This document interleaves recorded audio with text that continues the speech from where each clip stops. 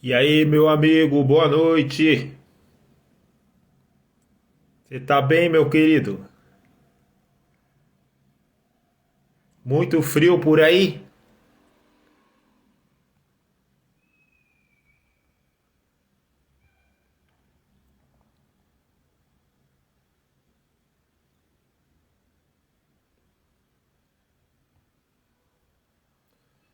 Aguardar aqui a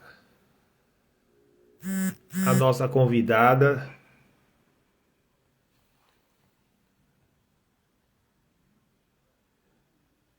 Até que saiu um sol gostoso hoje, hein, cara? Saiu um sol bom hoje, hein?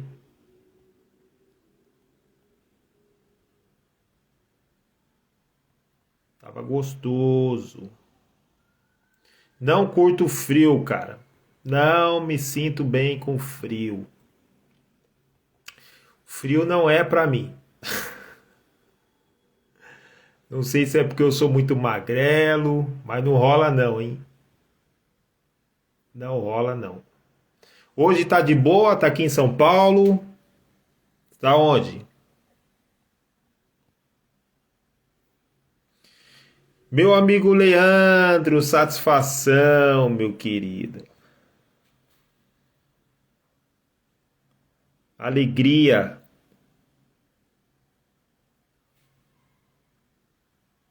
Alegria ver você aqui participando, meu querido.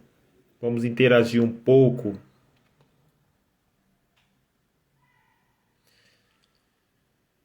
Tá em Campinas, Unicamp. Legal.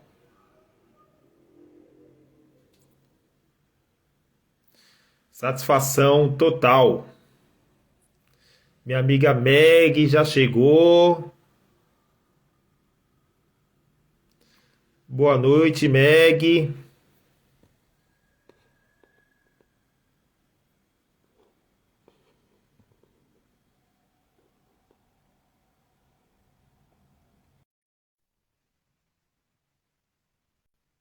Rony de Sá.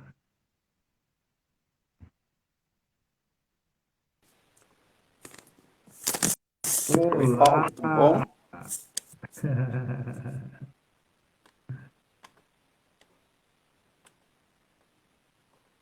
Que alegria. Ana Carolina, boa noite.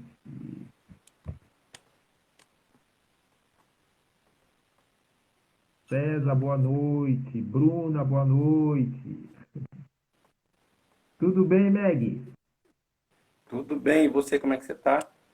Tô bem. Muito frio, hein? Aqui tá frio aí, não sei não, porque aqui é frio de verdade agora. Você está Eu tô em Curitiba, Curitiba. Eu imagino. hoje de Tem gente... manhã tava 6 graus de manhã. Legal. Tem gente aqui pedindo para mandar um salve para Bahia aqui, ó. Boa noite para todos aí da Bahia. Legal. Curitiba eu imagino o frio. Eu imagino o frio. Agora deu uma melhoradinha, agora tá quase 18 graus, mas daqui a pouco começa a cair de volta novamente. Sim. De manhã faz muito frio, aí dá uma esquentada, aí depois começa a descer novamente. Você particularmente, você gosta do frio? Você Não curte? suporto. Eu tentei transferir, Oi, Rodrigo, tudo bem, PC? Oi, Delta. Assim, que lá ai, gente, meu Deus do céu, PC, me ajuda. Aí em Rondônia, em Porto Velho. Misericórdia, gente, muito calor, né? Eu fui para Santarém em 2019 e diziam que estava no inverno lá, que tava 26 graus, gente. O povo usava blusa de lã, usava cachecol. Eu Nossa, quase falei que não é possível, gente.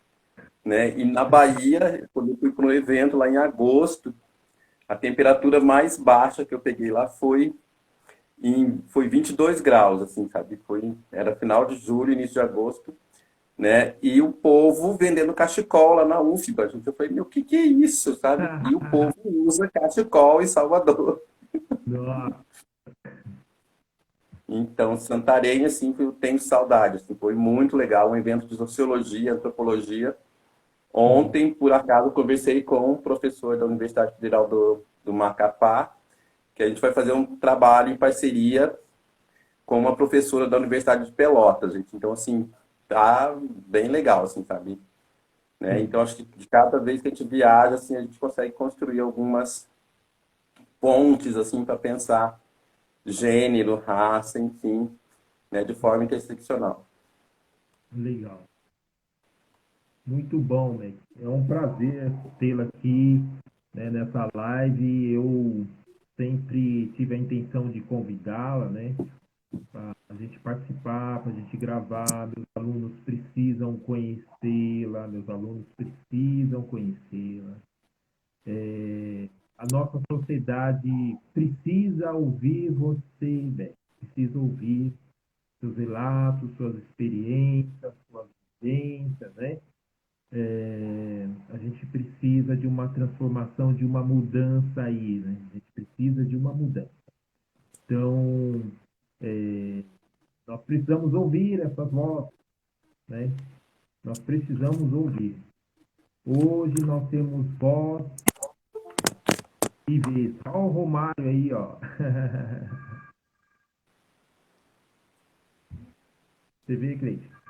Hoje nós temos voz e vez. Mesmo assim, querem tirar a nossa voz e a nossa vez. Mesmo assim, querem tirar a nossa voz e a nossa vez. A gente Não, e assim, e precisa. o espaço, assim, da academia, ele também está sendo um espaço de disputa. A minha sobrinha, Daiane, ela mora lá em Cianorte, interior do Paraná. Daiane, beijo. E, assim, Paulo, acho que uma das coisas mais, assim, que tem se intensificado muito é essa disputa por narrativas, né? Disputa, né? Por, assim, por conceitos, assim, tentando desqualificar, desmoralizar as problematizações que emergem tanto do movimento social de negras e negros, do movimento LGBT, do movimento de travestis e transexuais, que é um movimento que tem ocupado a academia muito recentemente, né? Então, assim, a partir de 2010 que a gente consegue, né, um espaço relativamente impactante. Assim, ele não é grande ainda, né? Mas a defesa de doutorado da Luma Nogueira em 2012 começa uma disputa por narrativa, né? E a gente vai conseguir, o movimento social vai brigando por algumas políticas. Nome social no sistema público de ensino, nome social em 2014, mas o nome social no Enem, aliás, em 2014, ele não vem acompanhado de uma política, por exemplo, de ocupação da arquitetura dos espaços onde as pessoas trans iriam fazer o Enem. E muitas meninas trans que conseguiram o uso do nome social não conseguiram usar o banheiro dos colégios onde a prova era aplicada. E elas acabaram sendo praticamente expulsas desses espaços. Né? Porque quando a gente fala em evasão escolar, é um conceito muito canalha. Né? Eu não vou ser boazinha assim, para poder discutir algumas questões, né? Sim, Porque assim, o sistema educacional, aí pensando na academia, quando usa alguns conceitos, né, e o conceito de evasão escolar, esse sistema educacional não quer assumir a responsabilidade pelo processo de expulsão de população negra, de população LGBT, principalmente população de travestis e transexuais. Né? Então, assim, e o Enem, quando autoriza o uso do nome social, mas não discute a arquitetura dos espaços de aplicação da prova e nem prepara as pessoas que vão aplicar a prova para receber as pessoas trans, ela está deixando, assim, de uma forma muito covarde, né, essas pessoas numa situação de vulnerabilidade e de desvantagem também. Né? Então, muitas pessoas abandonaram a prova depois de pedirem para ir ao banheiro e não terem o espaço, né, compatível com o seu gênero respeitado.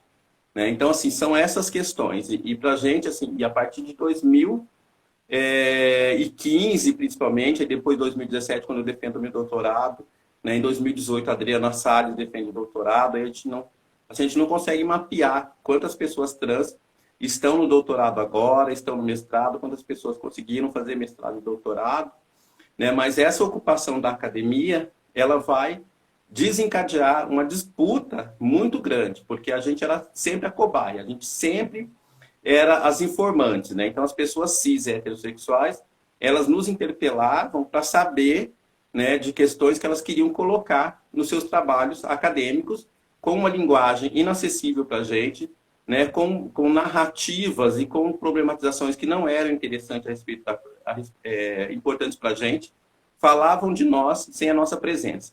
E à medida que a gente vai ocupando esse espaço, aí começam umas estratégias muito covardes no sentido de impedir que a gente continue falando, né? E uma estratégia muito comum, muito recorrente, que ela também diz respeito à comunidade negra, é as críticas que se fazem ao identitarismo presente no nosso movimento social e também nas nossas narrativas.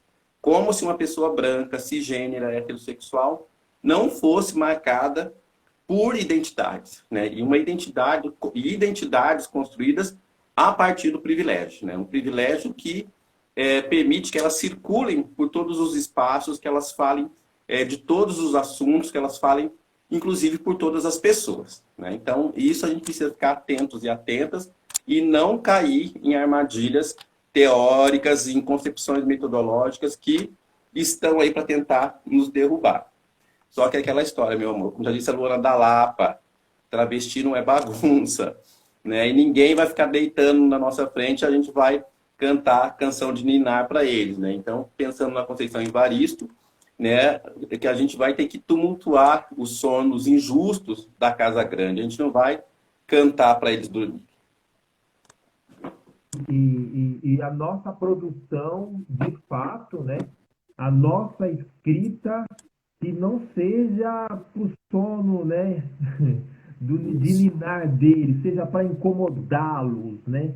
Seja para incomodá-los. Essa eu peguei. Essa eu peguei. De fato. Inclusive, nós estamos trabalhando aí sobre a nossa família, né?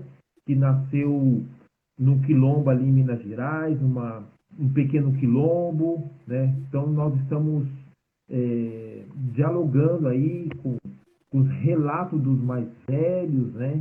Com a questão lá das fazendas, daqueles donos das fazendas, como eles tratavam os nossos familiares, né?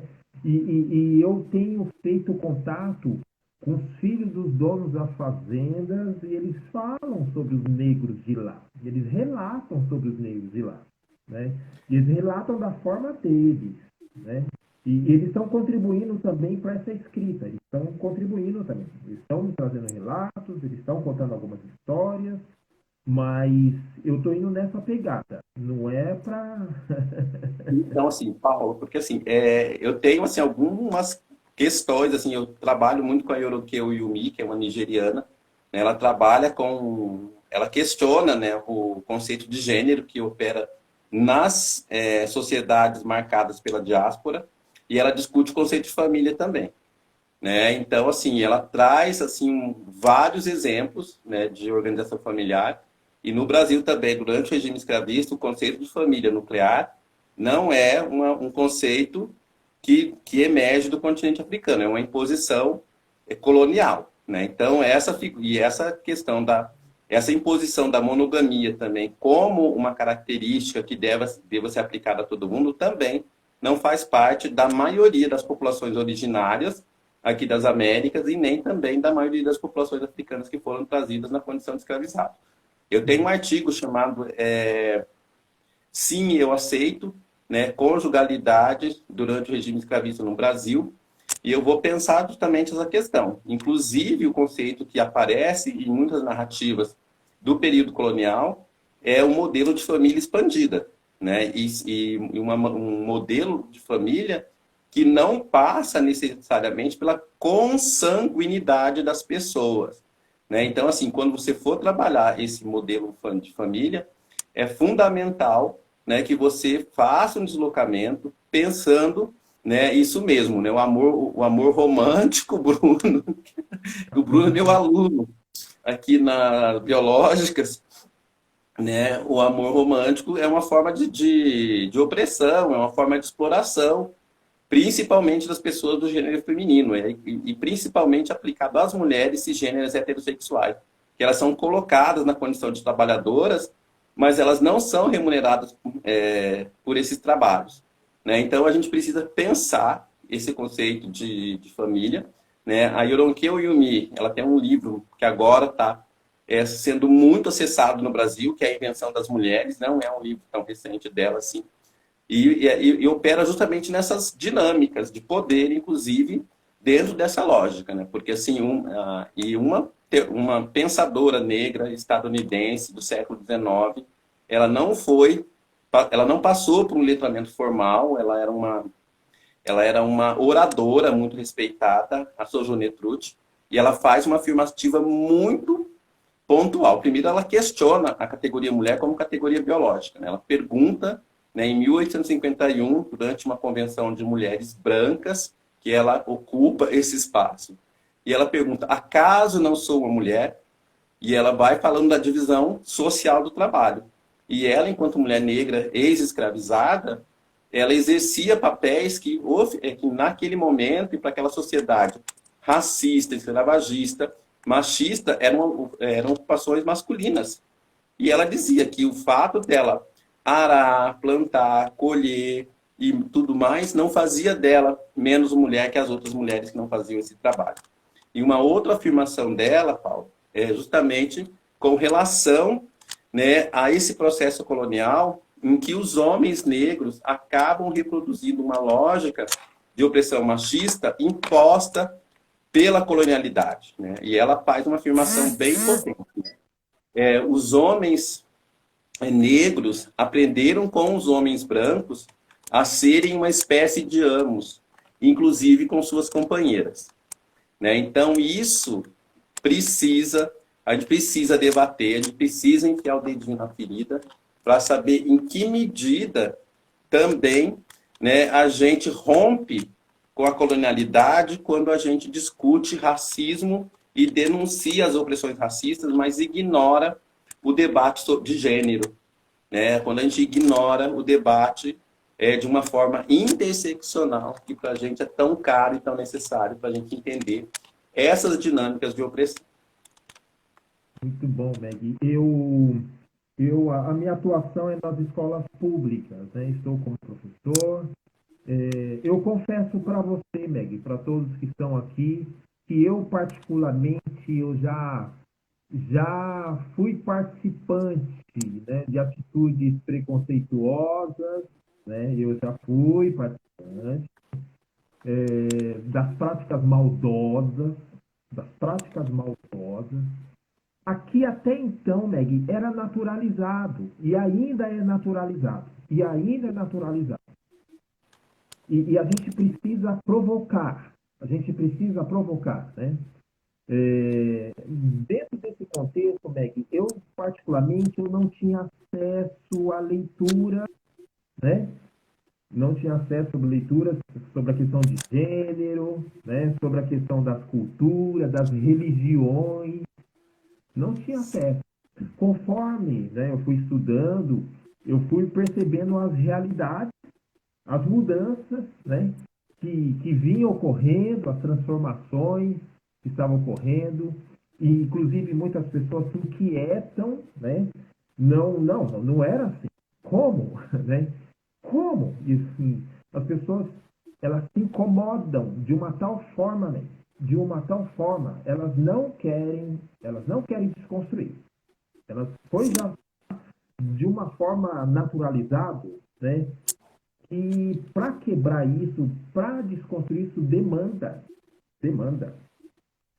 Hoje, a minha atuação nas escolas, como professor, eu estou desde 2008. Eu cheguei numa escola tradicional, aquela escola que teve vestibulinho para entrar, né? Quando eu cheguei lá, tinha ainda esses professores dessa época, eles estavam inquietos porque estava chegando a galera da periferia aqui do Capão Redondo, do Jardim Ângela, né?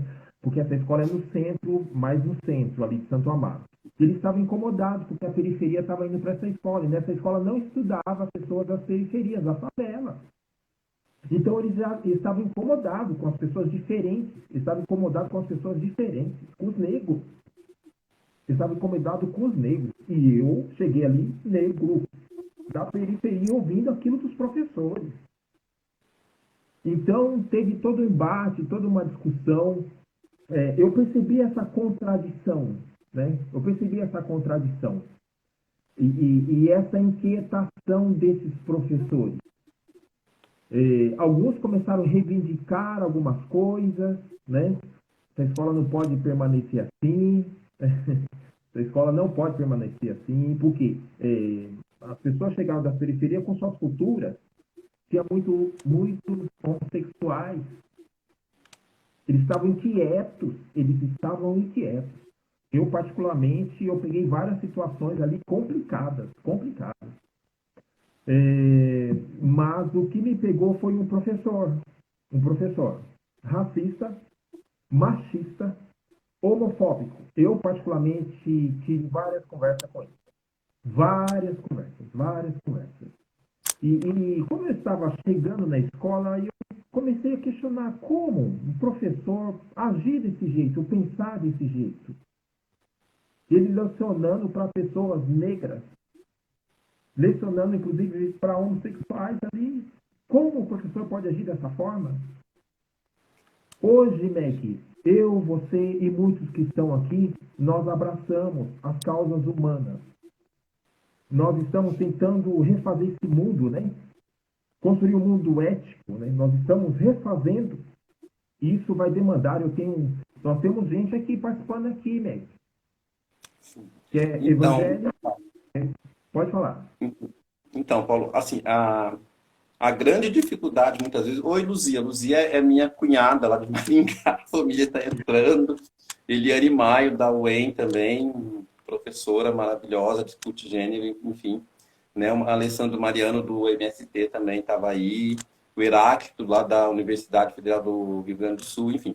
Mas, assim, uma das grandes dificuldades é a gente identificar, né, esse discurso racista nesses espaços educativos. Porque, geralmente, as pessoas são muito... elas camuflam muito o discurso, mas a gente consegue perceber pelas atitudes que elas adotam, e também o discurso LGBT-fóbico, né? E é bem complicado a gente conseguir identificar e fazer o enfrentamento, né? E quando a gente pensa, assim, só que eu sempre, assim, a gente tem que pensar no espaço da escola como esse espaço coletivo e com todos os sujeitos e sujeitas desse espaço. E a linguagem é uma das ferramentas mais importantes para a gente romper, né, também com esse discurso hegemônico, homogêneo, sexista, machista, enfim. Né? E eu sou professora de estágio, Paulo. Né? Eu acompanho o pessoal da graduação nas escolas de ensino médio. Né? Agora, em tempo de pandemia, a gente não tem ido para a escola. Né? Mas em 2019, quando eu assumi o meu concurso, eu ia para as escolas acompanhar minhas estagiárias e meus estagiários.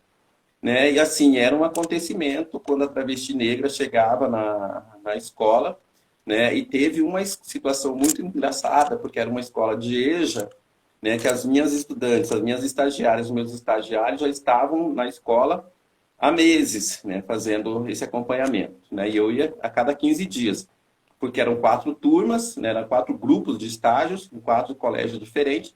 Então, numa semana eu ia em 2 escolas, na outra semana eu ia em outras 2.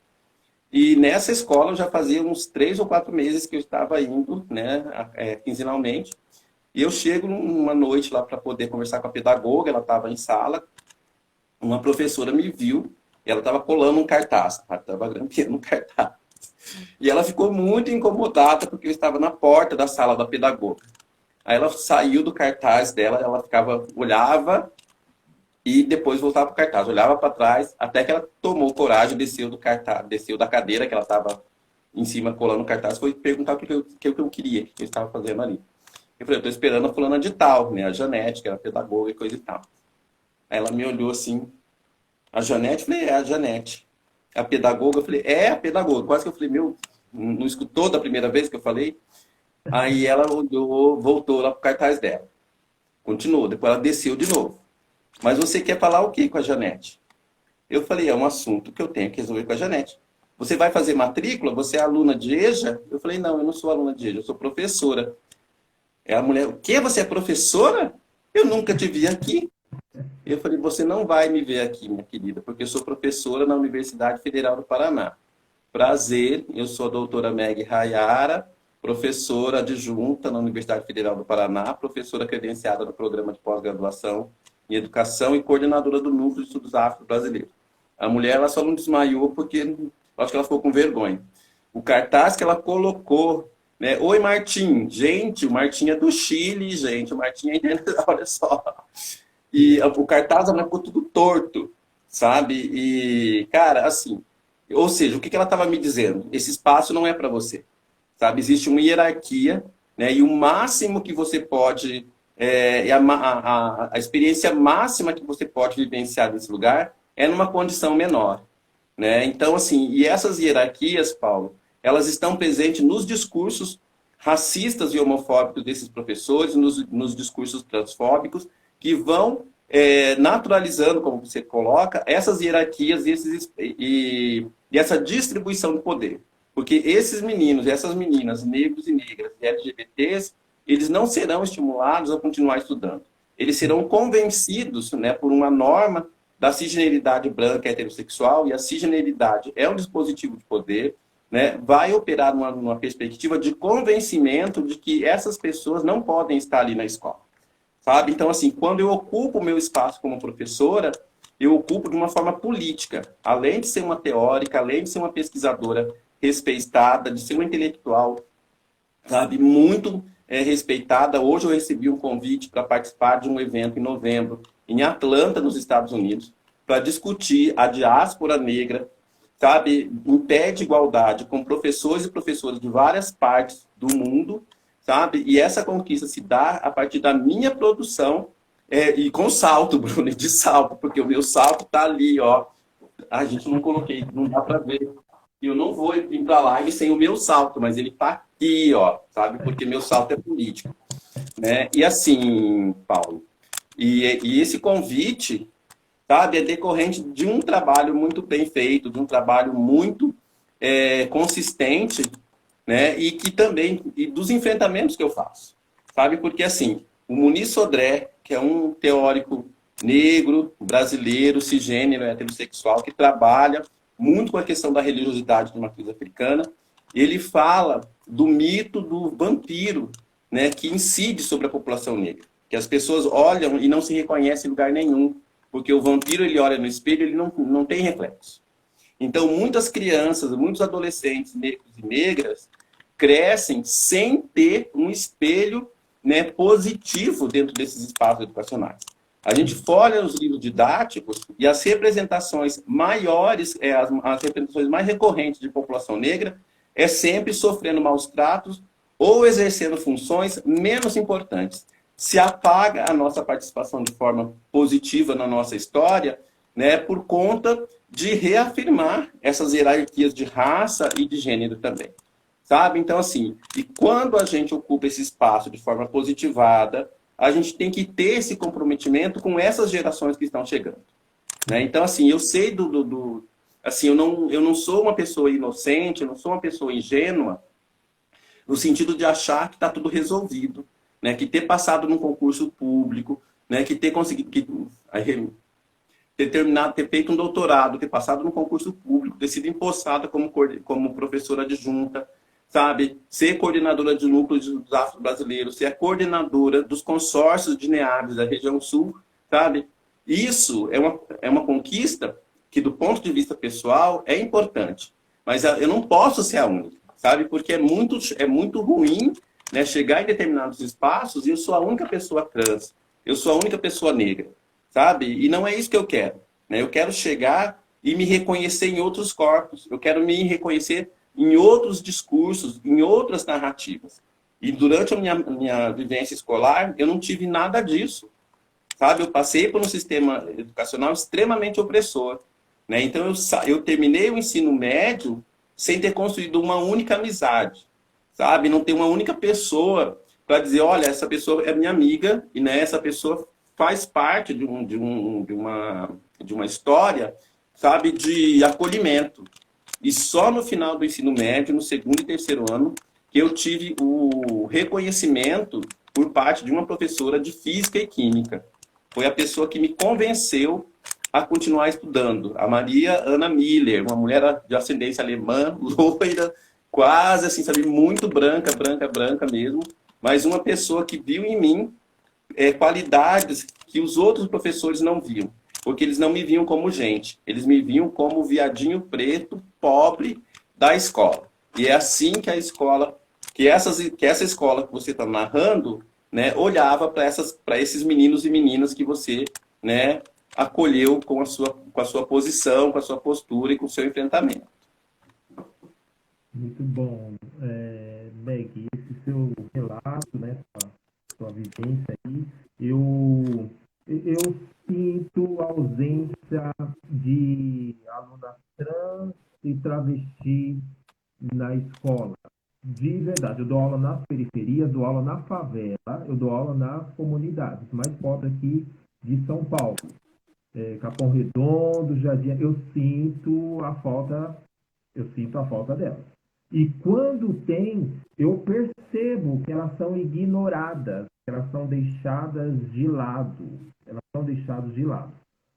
Não levantam os olhos, sempre de cabeça baixa, né? Não perguntam nada, não participam, não interagem.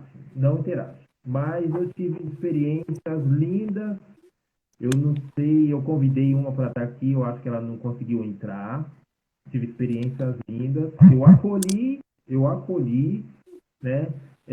Eu chamava, participava comigo, era a primeira pessoa que eu fazia com que participasse ali, né, dos projetos, né? E foi rico porque a pessoa levantou a cabeça e ela, caramba, que legal! E as pessoas não queriam ouvir, falaram, não, você vai ouvir sim, respeito, você está rindo por qual motivo? Por qual motivo você está rindo? Qual é a graça? Qual é a graça? Então, precisa refazer esse espaço, precisa refazer espaço, precisa de professores como você, Meg. Nós precisamos de professores como você, de professoras como você, nós precisamos. Eu sinto ausência. Eu dei aula numa escola que só tinha eu de negro, professores brancos. E eu sempre tratei a questão da étnico-racial e de gênero na escola. Os professores ficavam incomodados. Só que E assim, os alunos se aproximavam, eles se percebiam ali na linguagem e eles ficavam incomodados. então, Paulo, assim, oi Letícia. Letícia é uma professora trans, uma mulher travesti da Universidade Federal do Piauí, que entrou agora. O Alfrâncio, que é professor da Universidade Federal de João Pessoa, de João Pessoa, ele é em Aracaju, né? Tinha uma orientanda minha de mestrado que entrou, a Edna. E, ai, gente, eu acho que é João o nome do menino lá do MST, que é da escola que eu conheci ele na escola professor Florestan Fernandes, que é uma escola do MST. Então, assim, Paulo, quando você narra essas experiências de meninas trans que ficam silenciosas no espaço escolar, esse silêncio não é próprio da pessoa, não é próprio de ninguém, né? Então, é uma estratégia de defesa, né? Sim, Porque isso foi introjetado nelas. Primeiro que quando elas se arriscam a falar, na maioria das vezes elas são desmoralizadas, na maioria das vezes elas são desqualificadas. E muitas vezes a estratégia para conseguir atravessar esse terreno extremamente perigoso para uma travesti, para uma mulher trans, que é o sistema educacional, é o silêncio, é a invisibilidade. Né? Então, assim, eu sempre falo que quando eu entrei para o curso ginasial, quando eu tinha 10 ou 11 anos, não me lembro direito, eu não queria ser vista, eu queria ser invisível naquele espaço, por conta das violências que eu sofria, das violências simbólicas, porque violência física eu nunca sofri, porque eu nunca deixei que ninguém me tocasse, porque ninguém me agredisse fisicamente. Porque eu meti o pé mesmo, eu não tinha medo, sabe? Assim, ser pobre, crescer na periferia, crescer numa rua, sem asfalto, brincar com a piazada da rua, sabe, de forma muito mais, assim, com uma corporalidade muito mais marcada, né, e se envolvendo em confusão o tempo inteiro na rua, porque a gente catava, recolhia sucata na rua para vender, eu vendia verdura com os meus irmãos, com a minha irmã, a gente tinha uma série de atividades que vai fazer com que a gente tivesse que enfrentar o mundo muito cedo. Com 7 anos, a gente estava nessa rotina. E a escola, para mim, assim, ela foi um lugar de desenvolvimento de estratégia de enfrentamento, né? Então, eu aprendi que eu não podia dar porrada, dar soco dentro do pátio da escola, porque, com certeza, eu seria penalizada. Eu seria a responsável por todo esse tipo de situação. E eu aprendi também que aqueles grupos que eram formados para me agredir verbalmente na escola, ele ia se diluindo, né, depois quando o sinal batia, a caminho para suas casas, né, que todo mundo ia a pé, não tinha transporte escolar, uma cidade no interior do Paraná, 1 ou 2 quadras depois que a gente andava a caminho de casa, esses grupos começavam a diluir. E era aí que eu entrava em cena, meu bem. Sabe, assim, quando o grupo se diluía, eu falava, é aquele infame que eu vou pegar. E o pau comia, sabe? E nunca cheguei em casa com a cara quebrada, nunca cheguei em casa arranhada, com um uniforme sujo, nada, nada, nada disso. Porque eu nunca permiti que me batessem, que me agredissem, sabe? Eu fui uma estrategista, assim, sabe? Não sou defensora de violência. Principalmente contra o meu corpinho, meu amor, porque ele é sagrado e não vou deixar que ninguém cometa nenhum tipo de violência contra mim. Então, assim, Paulo, então essas violências todas, elas vão produzindo uma introspecção, né? Muitas vezes a gente vai encontrar aquele menino negro, aquela menina negra, aquele menino gay, aquela menina lésbica, aquela pessoa LGBT, aquela menina trans, que não interage, que não se relaciona, mas ela simplesmente está desenvolvendo um mecanismo de sobrevivência nesse espaço. E ela não vai confiar de pronto numa pessoa adulta que, na maioria das vezes, está inserida dentro dessa lógica da violação dos direitos, né, que estão sendo constitutivos da realidade dessa pessoa, sabe, no seu dia a dia. Né? Então, quando eu penso assim, na escola, né, e quando eu decidi ser professora, foi justamente, né, pensando nessas pessoas parecidas comigo. Né? Então, assim, num primeiro momento, eu decidi que eu ia ser professora, né, da educação básica, né, porque era o meu limite. E, assim, várias questões. Primeiro, eu achava que terminar o ensino médio era concluir meus estudos. Eu só fui saber da existência de universidade com essa professora de Física e Química, que me contou, que falou que eu tinha que fazer vestibular. Né? E quando eu concluí a graduação, aí eu falei, tá bom. Mas depois eu descobri que tinha especialização lato sensu. Falei, vou fazer mais 2 anos, né? E aí, nesse processo todo, que eu comecei a me aproximar do movimento negro, primeiro do Curitiba, é que eu falei, não, eu acho que eu posso tentar um mestrado. E foram 4 tentativas, Paulo, para conseguir entrar no mestrado, sabe? E depois que eu me convenci que eu queria ser professora universitária, porque eu queria estender, né, as minhas narrativas para além dos muros da escola, mas para voltar para dentro do muro da escola. Que hoje eu trabalho com formação de professores e professoras. Né? Então, se eu tenho alguns alunos que me acompanham, sabe, no meu debate, hoje tem 2 alunos, uma aluna e um aluno aqui acompanhando essa live, né, é porque existe um comprometimento, existe uma forma sabe, de aproximação com esses grupos, sabe? Assim, eu tenho uma escuta muito atenta, eu tenho uma preocupação de rever, inclusive, as minhas práticas didáticas, eu preciso rever com uma certa frequência a minha base teórica e, como eu já falei da linguagem, pensar a linguagem, né? Porque a linguagem, ela é excludente, né? Então, assim, ai, gente, quem que tá? João, né? Sim, João, concordo com você, né? Que a cisgeneridade, essas violências, elas estão o tempo todo, inclusive, colocando sob suspeita a nossa capacidade intelectual, a nossa capacidade profissional. Né? Então, quando a gente vê assim, a falta de interpretação a respeito, né, de meninos gays afeminados, que eles estão, uma grande maioria, trabalhando em salão de cabeleireiro, coisa e tal, que, assim, sem nenhuma crítica a essa ocupação, mas a gente precisa analisar os obstáculos que vão sendo colocados no caminho desses meninos e que vão direcionando cada um deles para esse único lugar, para esse único espaço, né, de trabalho, assim, sabe? Da mesma forma que os obstáculos que vão sendo colocados para as travestis e mulheres trans, na maioria das vezes vão conduzindo essas meninas para a prostituição. Né? E assim, aqui eu abro uma aspa para agradecer a essas meninas, né? Porque foram elas também que pavimentaram o caminho, que me conduziram para o mestrado e para o doutorado. Se eu sou professora universitária, se eu sou pesquisadora, né? Se eu sou uma pessoa que tem uma trajetória hoje bastante vitoriosa, é por conta dessas meninas também, que estão fazendo a resistência em esquinas mal iluminadas, usando o seu corpo, usando, sabe, uma linguagem muito específica, que é o pajubá, para poder existir, para poder reivindicar direito. Né? Porque é como você colocou, né, na chamada dessa live. A gente não quer tolerância, a gente quer respeito. Né? Que tolerar é um ato que não implica, né, nenhum tipo de respeito às nossas subjetividades.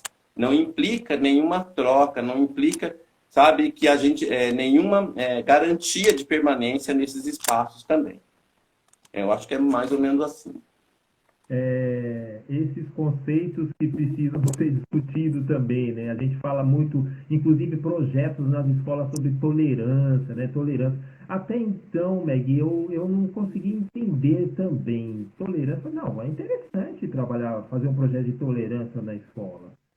Mas aí, conforme as nossas leituras, a gente consegue ir além, né? Ir além da questão da convivência, do respeito, né? Do respeito. A escola, ela... Você consegue ver hoje a escola...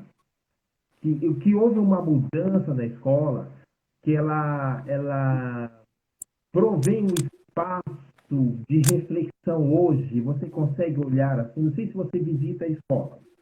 A escola possibilita reflexão, acolhimento dos alunos nas suas diferenças. Você consegue perceber na sua individualidade, né? Das histórias ali e tal. A escola garante liberdade de expressão. Você trabalha na formação. Você trabalha com formação. Como você vê isso? Bom, assim, Antes de você responder, eu me recordo, né, e eu pratico muito isso nas minhas aulas, de uma aula com Kabengele Mudanga. Eu nunca esqueço, no curso que nós fizemos lá na USP. Ele falou assim, ó, tire os seus alunos negros lá do fundo e dos cantos da sala. Coloque-os na frente. Chama para frente. Tira lá do fundo. Convide-os para vir para frente. Não deixe eles lá, porque eles estão vindo lá desde pequenos, lá no fundo. Tira eles de lá. Levanta a cabeça dele. Faz ele olhar no seu olho. Interage com ele. E eu tenho feito isso na sala de aula mesmo. Quando eu percebo os homossexuais, as trans, as travestis, eu chamo para frente, participa e tem dado resultado, né? Tem dado resultado. Muitos reconhecem isso, me agradecem por esse processo. Mas eu me inquieto muito dentro desse espaço. Então, Paulo, porque assim, como eu já te falei, eu sou professora de estágio, então eu visito as escolas. Né? Então, em 2019, uma outra escola que eu tinha um grupo de estudantes de pedagogia, eram 4 meninas, né? E uma delas tinha estudado naquela escola, né? Há 20 anos atrás, que ela já era uma mulher casada, com filhos adolescentes e tal. E ela acompanhava de vez em quando algumas atividades em sala de aula por conta do estágio. E ela me falou, professora, eu estou indignada, porque o fulano de tal, ele foi meu professor no ensino médio quando eu estudei aqui, ele continua dando aula aqui. Mas a encrenca não é ele ser professor aqui há mais de 20 anos, é ele dar a mesma aula que ele dava há 20 anos atrás. Ele usa a mesma metodologia, a mesma linguagem, ele usa os mesmos recursos, sabe? Ignorando que os estudantes que estão aqui hoje são outros estudantes, com outras perspectivas, com outros anseios, com outra forma de organização social, com outra forma de ocupação de espaço, com outra noção e concepção de juventude, e esse professor não consegue perceber isso, né? E um fato que esse grupo de estagiárias trouxe também, que elas observaram, né, que elas faziam estágio no período noturno, né? Então, assim, mas era um ensino regular. E elas perceberam que os estudantes do primeiro ano, né, nessas conversas que elas tinham com eles, inclusive no horário de intervalo, eles tinham projetos de futuro que passavam por uma universidade, né? Eles tinham essa perspectiva de fazer um vestibular e coisa e tal. Os estudantes do terceiro ano, eles já não falavam mais disso. Eles queriam concluir o ensino médio e conseguir um emprego. E aí a pergunta é, o que estava acontecendo nesse espaço que os projetos de futuro desses meninos e meninas estavam sendo destruídos? O que acontecia nesse cotidiano, né, que esses estudantes estavam sendo convencidos que o papel social deles era como era como mão de obra, como peça de reposição, né? E elas levaram, né, trouxeram essas impressões para mim, essas contratações para mim, e a gente, numa conversa com uma das pedagogas que acompanhava o estágio delas, nós também fizemos essa exposição. Olha, tem alguma encrenca aí no meio desse caminho, nesse trajeto, porque não é possível, né, que eles entrem com uma perspectiva e saiam com outra. O que está acontecendo? A pedagoga quase caiu dura, né? Ela ficou assim, pasma, porque ela nunca tinha feito esse tipo de problematização. E aí, a segunda etapa foi fazer rodas de conversa. Aí a gente pediu autorização para a escola, para a gente fazer rodas de conversa com as turmas. E eram turmas numerosas, assim, sabe? Por ser do período noturno, tinha turmas com mais de 25 estudantes, tinha turmas com mais de 30 estudantes, assim, eram 3 turmas só, uma de primeiro, uma de segundo e uma de terceiro ano. E uma turma, e um colégio sem problemas, assim, sabe, com violência, não tinha, assim, não tem, assim, pessoas, assim, os estudantes trabalhavam durante o dia, sabe, pessoas muito responsáveis, e a escola não tinha um diálogo com eles. Tem um amigo que é um homem trans aqui em Curitiba, que é psicólogo, que trabalha com juventude, ele faz um trabalho num espaço de socialização de adolescentes, inclusive alguns em conflito com a lei. E eu conversei com ele e falou, não, Meg, eu tô dentro, vamos lá, vamos conversar. Então a gente fez rodas de conversa com cada uma das turmas. E o que ficou muito visível conversando com eles é que eles não confiam nas pessoas adultas. Eles não confiam, eles tinham uma desconfiança gigantesca de todas as pessoas adultas no entorno deles. Professores, professoras, equipe pedagógica, familiares. Eles não tinham com quem dividir as suas experiências, inclusive as suas frustrações. E um tema, e dessas conversas, o que vai aparecendo como tema que eles queriam discutir na escola? Gênero e sexualidade, relações raciais, afeto, sabe? Assim, apareceu uma diversidade de temas que a escola não está disposta a conversar, que a escola não está disposta a dialogar. E o que a gente faz? Não, já que eles estão nessa vibe de conversar com a gente tem um tempo ainda até o final do ano do estágio, vamos colocar isso para funcionar e vamos fazer palestras. E eu fui fazer a primeira palestra sobre gênero e sexualidade, e no grupo tinha vários meninos que estavam no exército, sabe? E eu coloquei uma foto minha quando eu servi o quartel. E foi aquele, o que é isso? Eu falei, meu bem, para você saber a diferença de performance e performatividade, né? Para eu existir, para eu sobreviver, para eu, sabe, conseguir atravessar essa pinguela, eu tinha que fazer de conta. Mas eu nunca fui essa pessoa, sabe? E o que vocês estão enxergando no cotidiano de vocês pode ser uma mera ficção. Vocês podem estar se relacionando com pessoas que estão interpretando uma personagem ou um personagem, sabe? E foi muito produtivo, porque assim, ao final desse processo todo, né, com o Matheus sempre acompanhando, né, esse psicólogo, as questões de gênero e diversidade de gênero ali, elas foram pipocando, inclusive meninos trans que queriam um processo de hormonização, foi conversar com ele e depois foi para o consultório dele, para poder ter um acompanhamento e um acolhimento.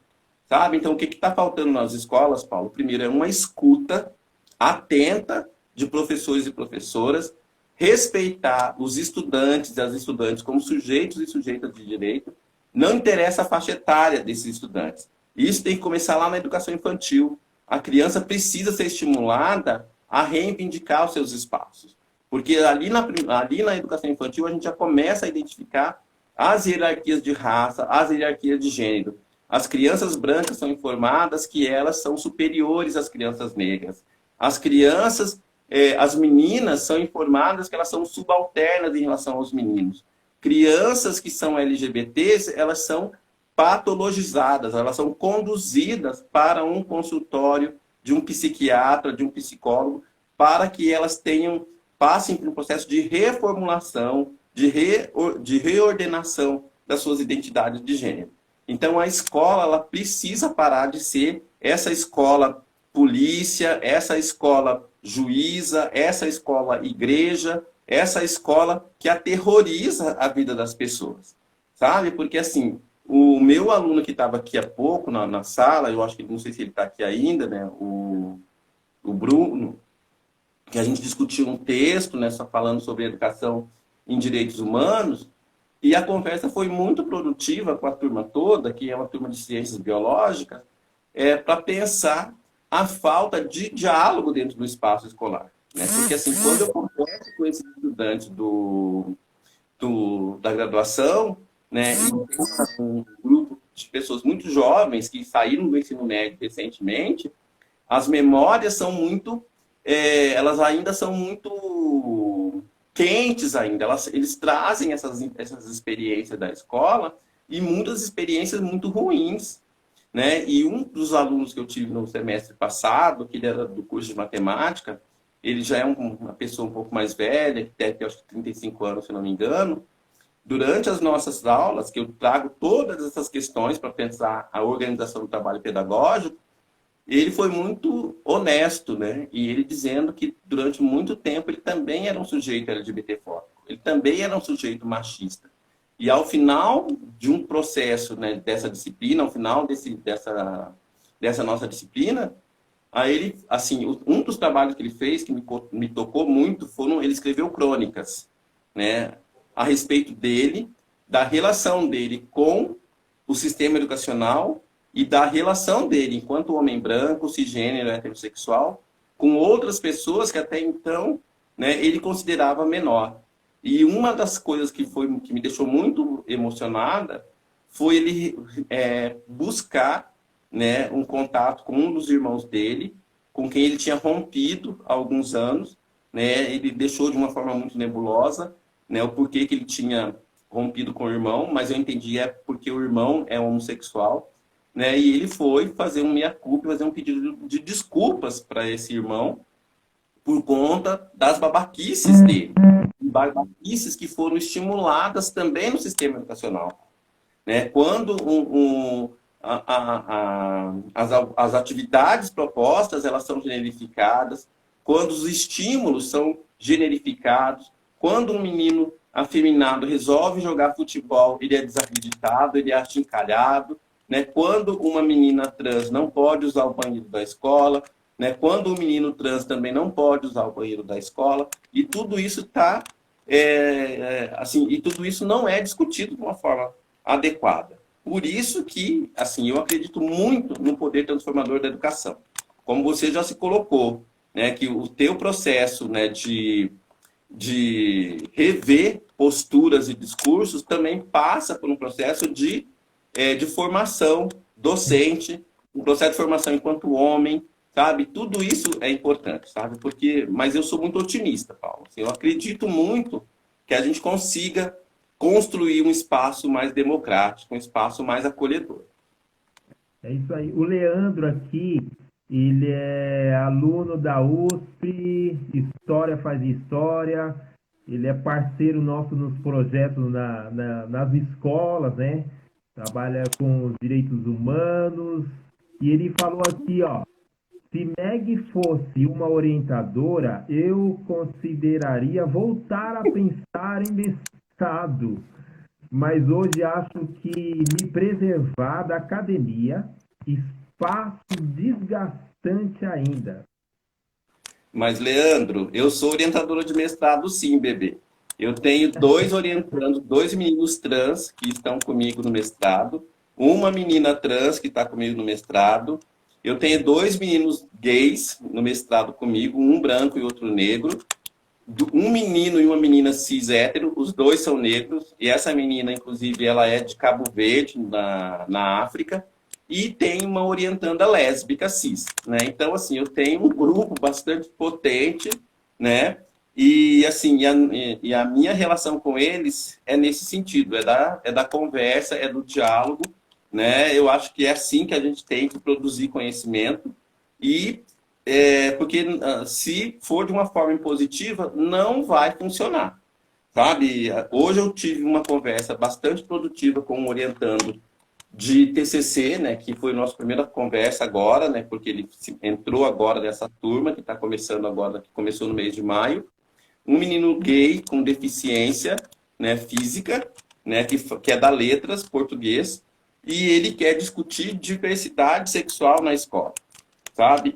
E o que impulsiona o debate dele são as violências que ele sofreu enquanto estudante no ensino médio, sabe? E a conversa foi muito produtiva, foi uma conversa muito acolhedora, e a impressão que eu tinha é que a gente já se conhecia há 500 anos, e a gente já estava falando de um monte de coisas que para além do projeto de pesquisa, né? E eu tento ser mais do que uma professora, eu tento ser uma pessoa próxima, assim, sabe? Uma amiga de boteco, porque eu convido meus alunos para ir para boteco, sim, são todos maior de idade, não tem problema em ir para boteco, que beber é pedagógico, não agora na pandemia, né? Que a gente está aqui com um problema muito sério e é uma das grandes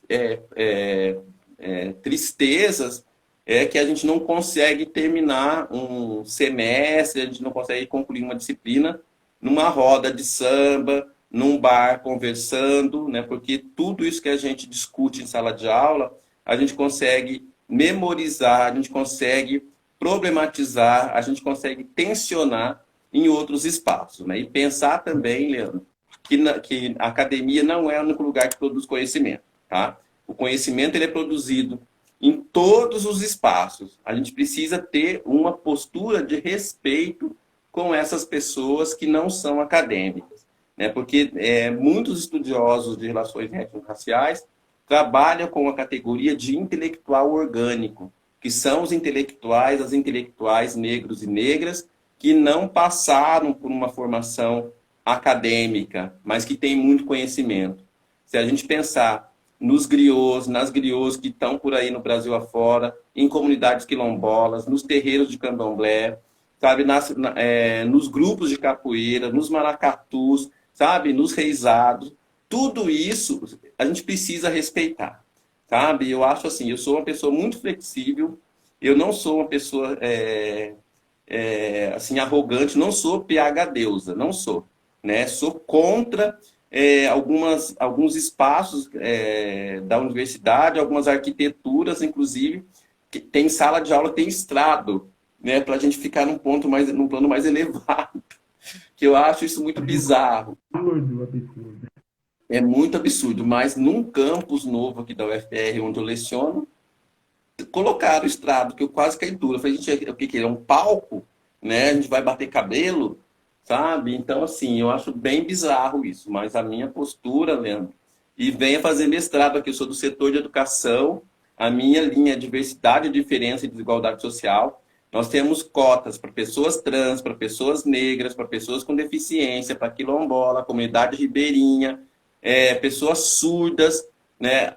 Os estudantes surdos fazem prova em Libras, não fazem prova escrita, né? Então a gente tem várias assim formas de ingresso e com todas essas políticas afirmativas que nós temos, o nosso programa é nota 6, né? Então a gente está um ponto acima da média nacional, que é 5, né? Que seria a nota máxima, mas tem algumas instituições que têm nota 7, e a nossa meta é chegar no 7, mas 6 já é uma nota elevadíssima, né? E nós temos estudantes de várias partes do Brasil. Também tem cotas para pessoas refugiadas, tá? E nós temos assim, estudantes de várias partes do Brasil e também de alguns países africanos e do Haiti também. Né? Então, a gente é um programa babadeiríssimo, meu amor. Você venha para a Luz, que aqui você vai ser muito bem recebido. O meu aluno aqui, o Vicente, falou: a escola fecha os olhos para homofobia, machismo, se faz de sonsa. Ele fez uma. Oi, voltou. Ele fez uma relação aqui das religiões, né? Ele falou do pecado, né? Ele falou e é interessante porque você trabalha na formação aí de professores, você pega bastante, né, professores evangélicos, né? Vai falando, Paulo. Não sei como é esses conflitos, né? Como acontecem esses conflitos, mas existe na escola ainda que o aluno ele deve se adaptar à escola, né? As pessoas não querem problematizar o espaço, né? Esse espaço, eles não querem, eles querem evitar, né? O processo da construção de regras, inclusive da não participação dessas diferenças, dessa construção de regras, né? É muito complicado. É muito autoritarismo, né? É excludente, é muito excludente. Eu já participo de escola hoje, leciono em escola, né? O Leandro já participou comigo, a gente fez projetos maravilhosos, maravilhosos. Mas em muitas escolas a gente sente uma barreira intensa, intensa. Por exemplo, quando eu falo de você, Meg, para os meus alunos e para as minhas alunas, eles arregalam os olhos desse tamanho e falam: caramba, professor, mas existe professora travesti, transexual? Você já foi em escola, já visitou escolas e os alunos, ocorreu algum estranhamento nesse processo de visitar escola? Não, Paulo, assim, com alunos é tranquilo. Eu dei aula para crianças e adolescentes durante uns 15 anos, né, na prefeitura aqui de Curitiba. E, assim, a minha transição foi dentro de sala de aula, sabe? Foi muito tranquilo para mim, assim, sabe? E com estudantes eu não tenho problema. Eu tenho problema com professores e professoras. Cada vez que eu vou acompanhar os grupos de estágio, né? Então, assim, que eu vou para a sala de aula, inclusive, para conversar com os estudantes, é muito tranquilo para mim. E mesmo porque, como você já pontuou, você trabalha com alunos e alunas que têm uma diversidade bastante ampla, né? E também, assim, hoje nós temos uma diversidade de professores e professores trans atuando, inclusive, na educação infantil.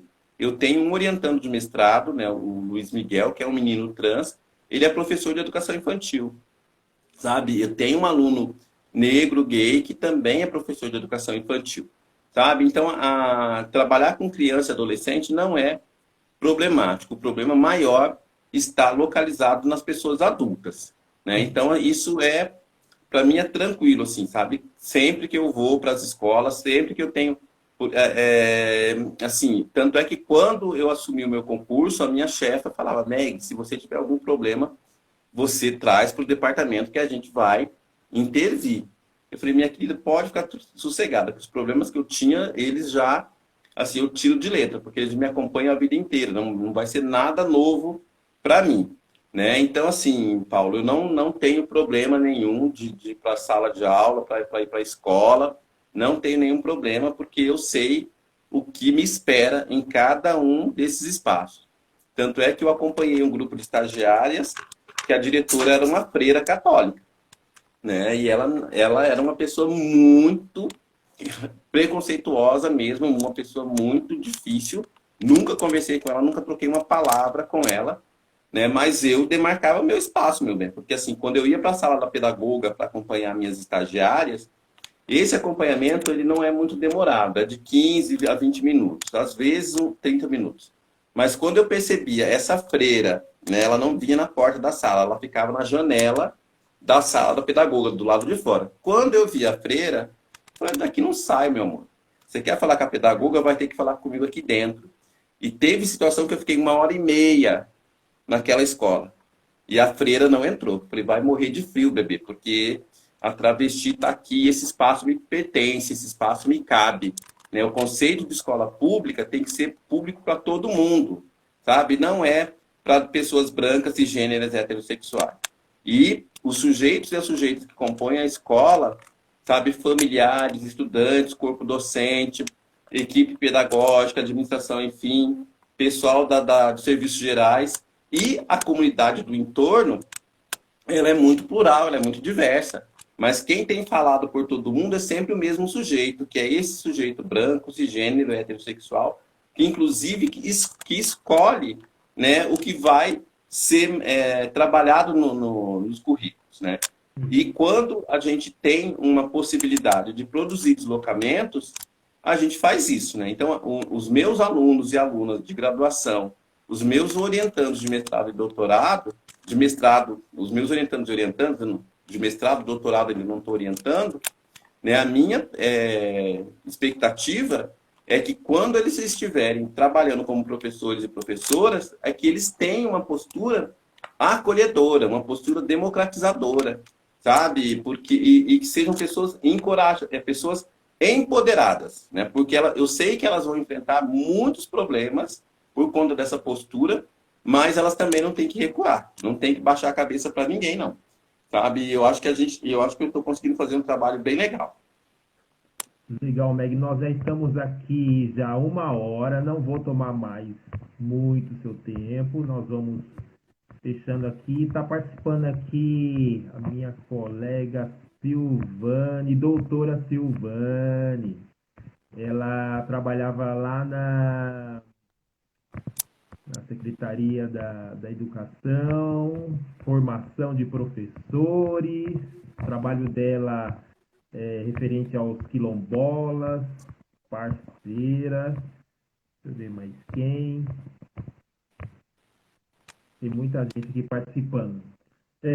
Meg, para a gente ir fechando aí, eu gostei da sua fala aí, né? De você dizer que muitos que têm suas formações, né, alguns empinaram seus narizes aí, né, e né, não desce, né, se sente o diferente, né, tem que subir, né, tem que estar mais alto, né, e é complicado isso. Eu tenho lidado, como a gente precisa, né, dessa parceria nas escolas, eu tenho convidado muitos africanos, né, muitas mulheres que fazem seus mestrados, seus doutorados, muitos negros, e alguns eu sinto a dificuldade, né, mas eu fiquei admirado com a sua humildade, né, com essa humanidade que você tem, né, com esse amor aí com que você faz, essa causa que você abraçou, que são várias, né, e muito bom, né, muito bom, continue assim, continue assim.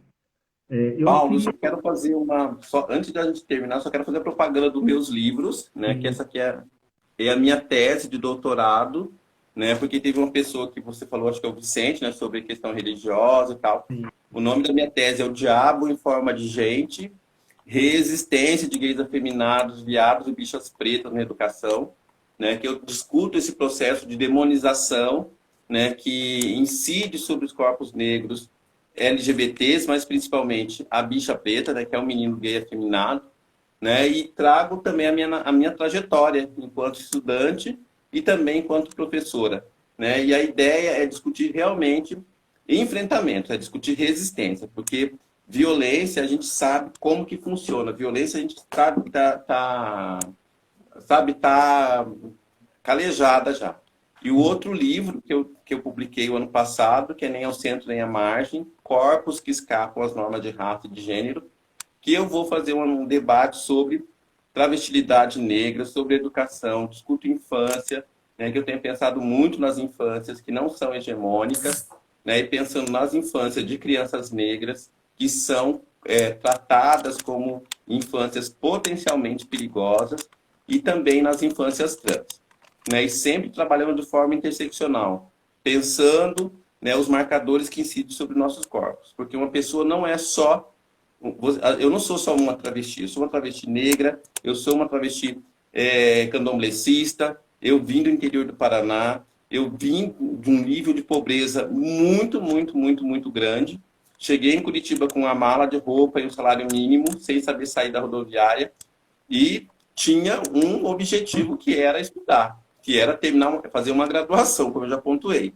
Eu só fui descobrir que existia mestrado e doutorado depois, né? E quando eu passei a acreditar na minha, assim, no meu potencial, eu falei, eu quero ser professora universitária assim, meu bem, porque tem tanta gente incompetente nesse espaço, né? Então, assim, eu posso dar um close, assim, sabe, Paulo? Então, acho que é acreditar, sabe? É pensar no mundo melhor e não esquecer de onde que a gente vem. Eu não posso esquecer em nenhum momento as minhas origens. Eu sei quem eu sou, né? E trabalho pelas pessoas de como um todo, mas principalmente pelas pessoas que estão numa condição de subalternidade nesses espaços. Uma subalternidade construída, não é uma característica dessas pessoas, elas não são subalternas, mas elas são vistas e tratadas como tal. Verdade. Nós precisamos nos reeducar, essa sociedade precisa se reeducar, né? Nessa convivência, a gente precisa conviver de forma carinhosa, né? É, não apenas coexistir na tolerância que você falou, né? Na tolerância, é, a gente precisa aprender a tolerar, sim. Já é um passo interessante, já é um passo interessante para a gente conviver, mas a gente precisa ir além, né? A gente precisa ir além. A gente precisa acolher, né? A gente precisa amar, se importar com o outro, né? E esse outro ele precisa fazer parte da nossa vida. Ele precisa fazer parte da nossa vida. Então é nesse processo de reeducar nessa sociedade que a gente precisa discutir mais, né? Você precisa aparecer mais, né? As pessoas precisam nos ouvir mais, as pessoas precisam.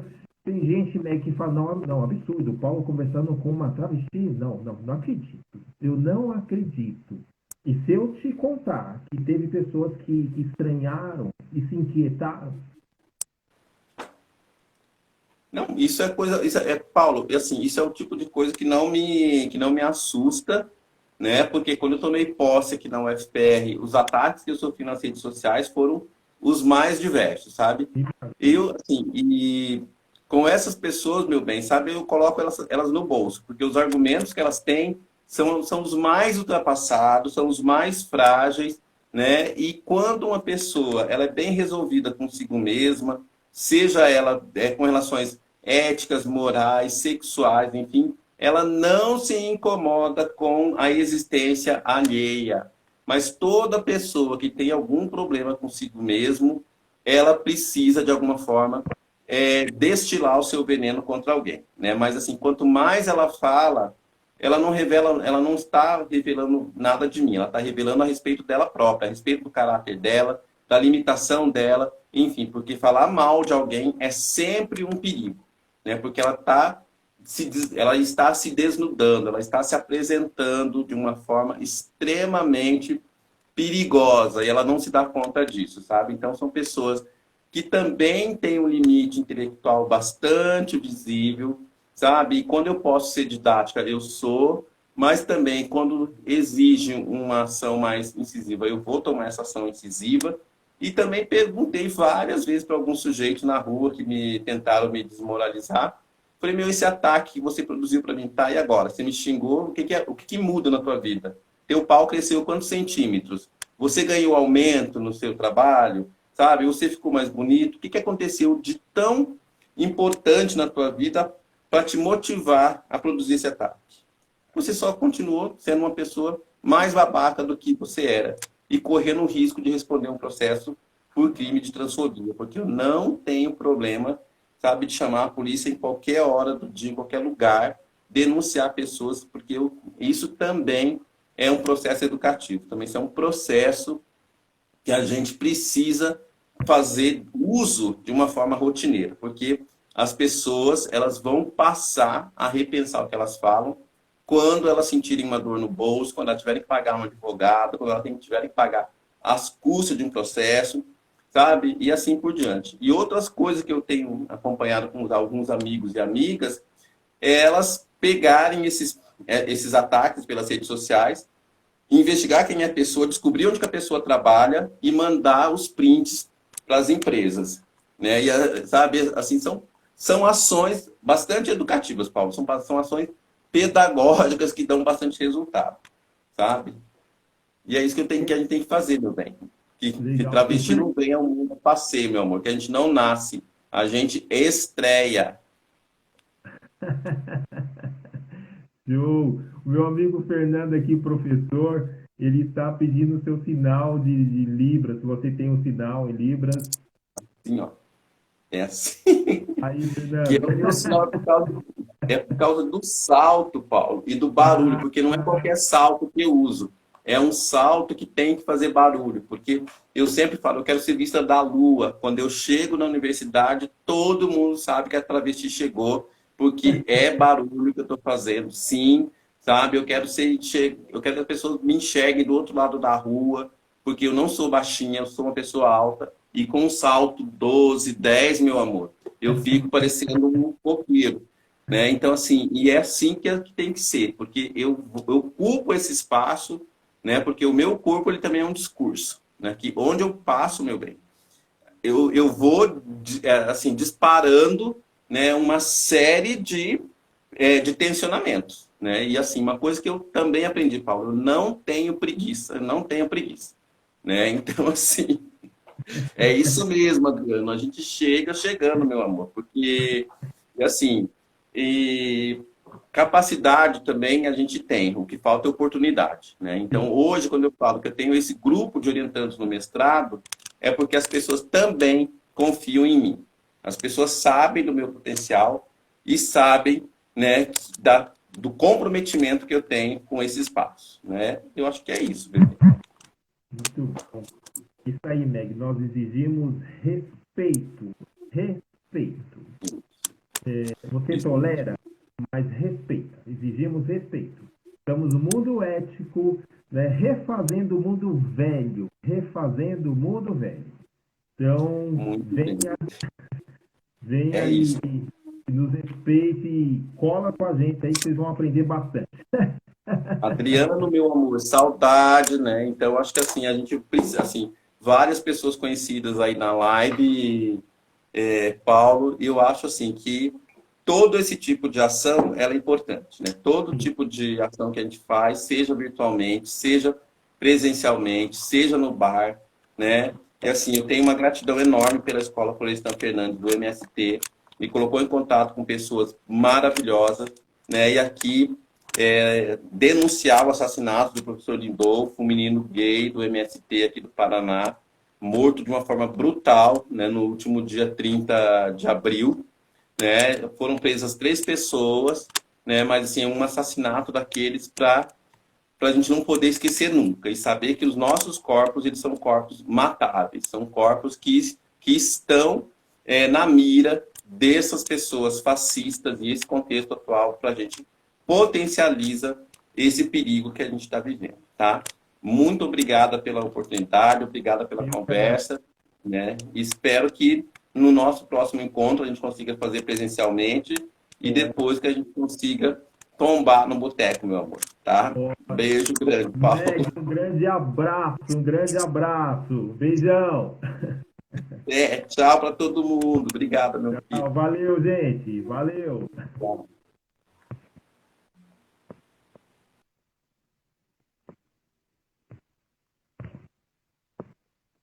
Encerrar vídeo.